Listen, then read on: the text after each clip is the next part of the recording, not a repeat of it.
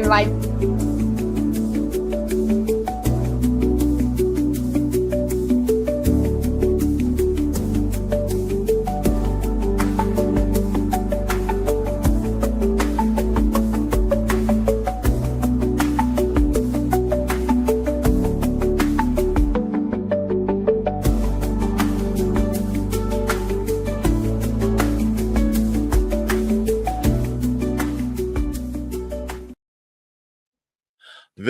Bienvenue, welcome once again to the Karen Bashford show, where we talk about all things that can affect you, often in midlife, and about the way in which you see yourself, how you work, how you appreciate your life so that you actually fulfill yourself and enjoy it. And it's all about taking empowerment. That is all part of resilience, and part of that feeds into today's topic. Today's topic is, what are you most proud of? I'm going to throw it straight at you. Karen, what are you most proud of? well, the topic came about today because of having gone to the dentist yesterday. And unfortunately, I am allergic to drugs. And the dentist, because of the nature of what she was doing, she had to give me injections. Right. And in the process, my throat literally started to close up. And having been in a situation where I've struggled previously due to an autoimmune disease of not being able to breathe, my body's natural reaction was to be overstressed and react to the point where I really thought that I was going to pass out from lack of breath. I used so many different tools that I have to calm myself down. But it was the EFT that helped most, wasn't it? Yeah. But the thing about it was I'd gone in there perfectly calm. There was nothing that was going to trigger me apart from not being able to breathe. Yeah. So she'd set me up ready to do the removal of the fillings, and it was like I had to put my hand up and say stop. Got myself up and then proceeded to do some EFT work. And I said to her, okay, let's try this now. And went back to laying in the chair, and she proceeded to go ahead. The thing about it, what struck me is I wasn't aware of how I was feeling after we'd finished the removal of the fillings. I had about a 10-minute break between the removal of the fillings and actually going back to have the replacement fillings because they were removing mercury. And the dentist I'd chosen was specifically focused on ensuring that you didn't breathe it, you didn't swallow it, and you didn't have it on your clothes. So they literally had a break to clean the whole room before I came back in to have the fillings. And the one thing she said to me after everything had been completed was, you should be really proud of yourself. And I stood there and I looked at her and said, yeah, why? I had to go and have these fillings done. If I wasn't going to get through this, I wasn't going to get my fillings done. To me, getting rid of the mercury and fillings was more important than anything else because I'm very much aware they are having an impact on my health.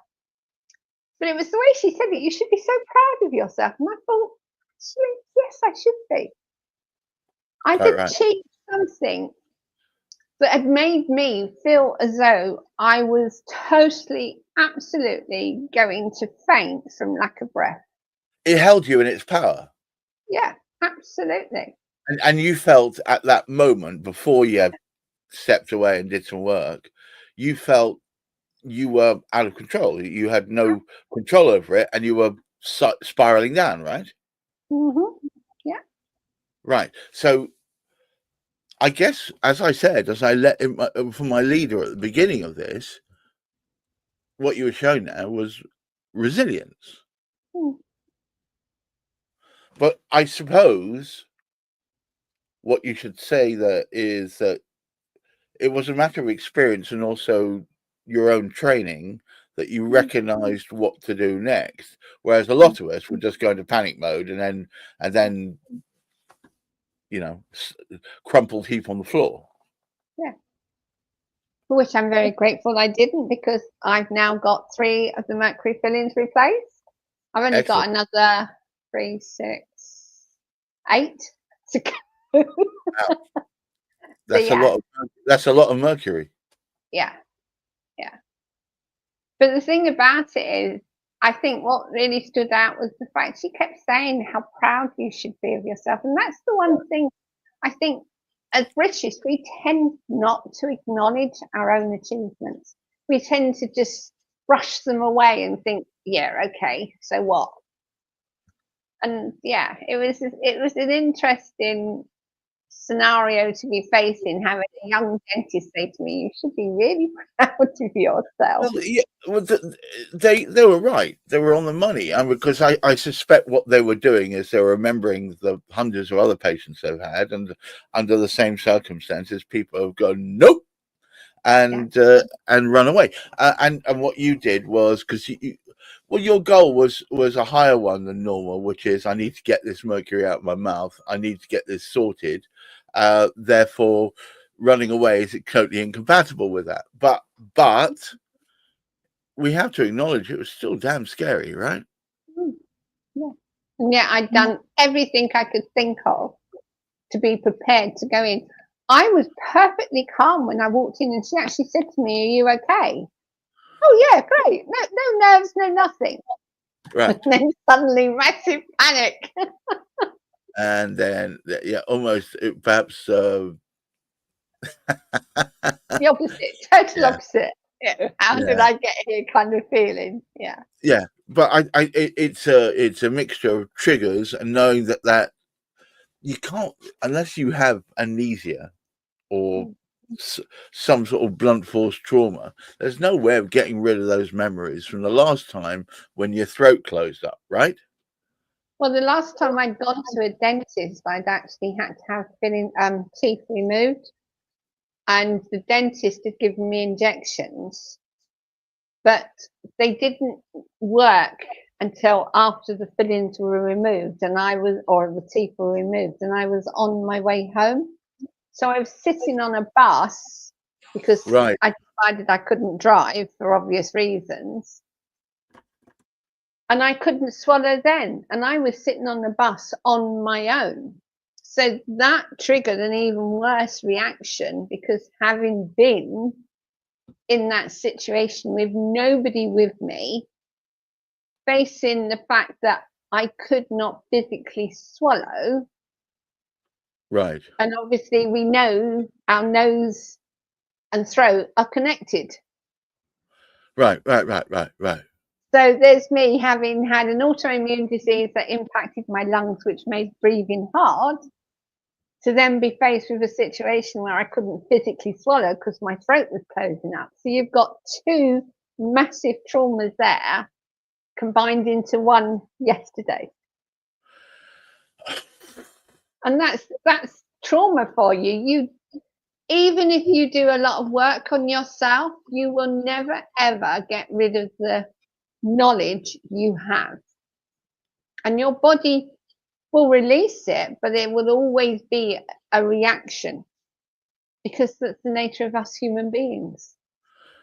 Well, it is nature, isn't it? No matter how much you tell yourself, there's a trigger response waiting to happen. Mm-hmm. And the moment that trigger comes, you are thrown straight back. Yeah. Where I've been through this myself, Karen, where I've said, you're going to be fine. Everything's going to be fine. You know what you're doing. It's going to be fine. You'll come out through this, and look back and you'll think, what was all the fuss about? And then the trigger comes along. Suddenly you're back to being a 5-year-old boy reacting the same way as you did. Yeah. And so I suppose from me to you, it's I have to say, you should in no way hold yourself accountable for that. What you should say is, at least I had the presence of mind to one step away from the panic and then take action. Because I'm not sure I would have had the presence of mind, even if I knew what to do, to have done something. I would have been going, you know, and we all know where that leads. So, okay, the people listening in to watching, what can they take from that? I think for me, the biggest lesson I learned was to acknowledge the bigger picture. Like, I wanted those feelings removed. Right. If I didn't have them removed, my health was going to still be impacted. That's my bigger picture. And I think when you're facing a situation where you've been triggered by that situation that's occurred previously, that's now reoccurring, is the one thing you have to ask yourself is, what do I want to achieve by facing this? Because Right. yes, I could have quite easily turned around and said, sorry, I'm not doing this, and walked out. She wouldn't have been very happy because she'd booked a 2-hour appointment for me for a start off. Right. I certainly would have lost the opportunity to go back and have the rest of the feelings out, even if I didn't get those ones. Because obviously, knowing that I had that issue, she wouldn't necessarily have wanted to book me another appointment unless I'd gone for some kind of help beforehand. So, and it would have cost me a lot of money because I had that appointment. So I would have been committed to paying that money, even if the work wasn't done. I get that. But appointment or no appointment, commitment or no commitment, your body doesn't care about that sort of things. And it often reacts to muscle memory of what you did the last time, right? Yeah. And it's quite hard. And I acknowledge this. It can be really hard to overcome that and choose to react differently.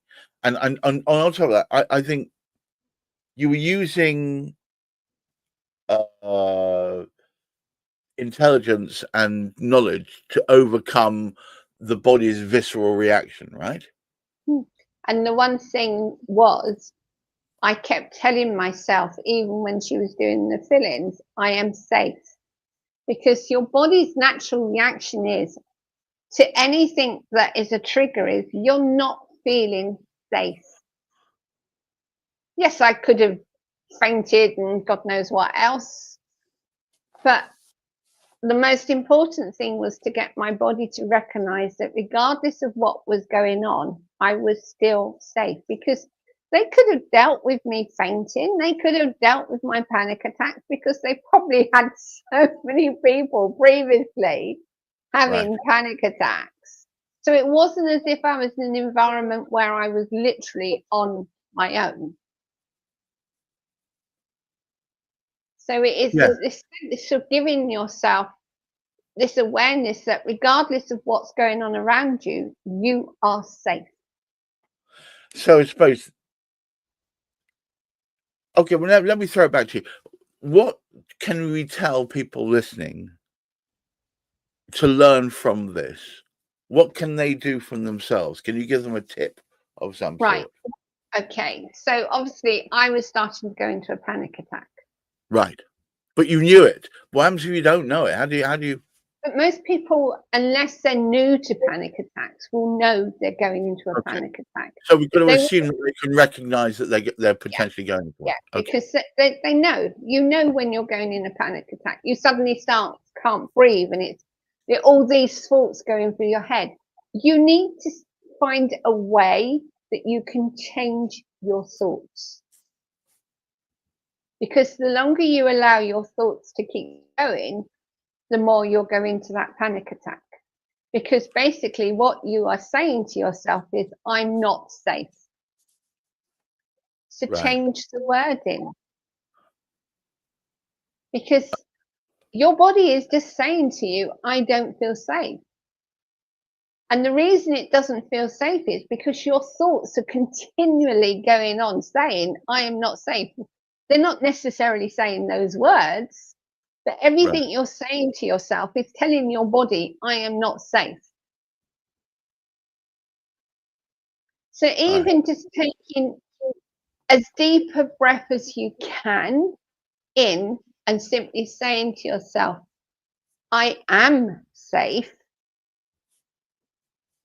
Just that deeper breath instead of because when you're in a panic, you're literally taking shallow breaths.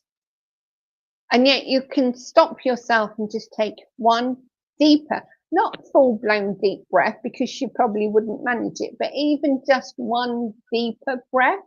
Yeah, I understand. And you're capable of doing that. I think we all are. I think it's sage advice. It's at this point in the proceedings that I draw people's attention to the fact that, as you can see, Karen is not just full of sage advice, but has got great experience to go with it. And perhaps one of the first things you might want to be asking yourself is, well, how do I start my intuitive empowerment healthcare journey? Well, here we go. KarenBashford.com, great place to start getting in touch with her. And I also need to draw your attention to the fact that she produces rather lovely podcasts. I would say that because I edit it, but I listen to them all and I've learned a ton from it. And if you want to find it, it's called the Empowered Women Life Leaders Podcast. If you follow that QR code, you go straight there. If you type Empowered Women Life Leaders Podcast, it will take you there. It's on every podcasting platform you can think of. You should find it there. New episodes every week. And they're all rather good. Interleaved with her own thoughts and feelings. There are some are like that. Others are where she's interviewing women and people of note about topics that affect us all. So it's a great listening. Whether you're man, woman, or child, it's got good stuff in there for everyone. Thank you so much for this, Karen. As ever, every day is a learning day. And to all you out there, please keep your feet on the ground. Keep reaching for the stars. Hope that the moon doesn't trash your energy like it did mine last night, and Karen. And try and look after your mental health. Tell yourself that you need to change your thought processes, because that way you'll overcome that sudden urge to fight or flight. Until next week, bye-bye all. Bye.